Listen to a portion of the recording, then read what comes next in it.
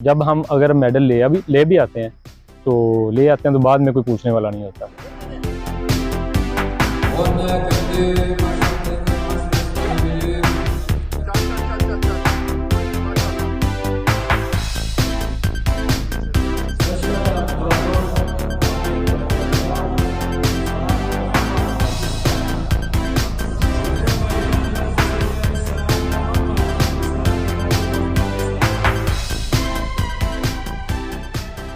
मैंने मुख्तलिफ कंट्रीज़ में जाके पाकिस्तान के लिए मेडल विन किए। नेशनल जो है मैं 5 दफ़ा पाकिस्तान का जो है चैम्पियन हूँ और मैं टर्की, उज़्बेकिस्तान, रोमानिया मुख्तलिफ कंट्रीज़ में जाके मैंने पाकिस्तान का रिप्रेजेंट किया और पाकिस्तान का नाम रोशन किया, जिसमें मैंने वर्ल्ड चैम्पियनशिप में सिल्वर मेडल विन किया।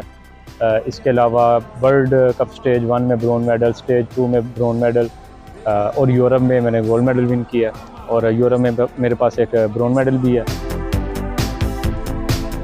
मैं एक कबड्डी का प्लेयर था।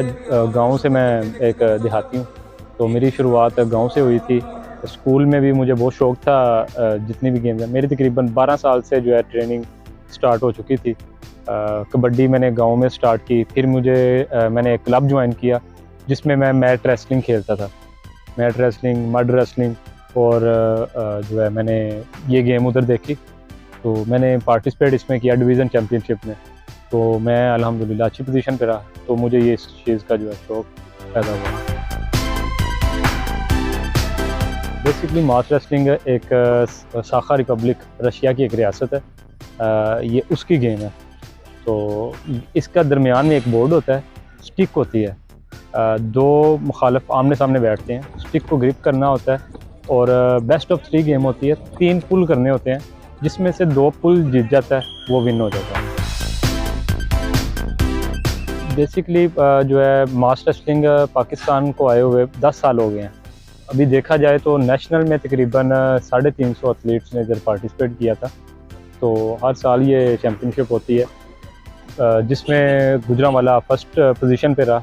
बेसिकली जब हमारी डाइट होती है बहुत महंगी होती है, हमें ये खुद एक्सपेंस बर्दाश्त करने पड़ते हैं।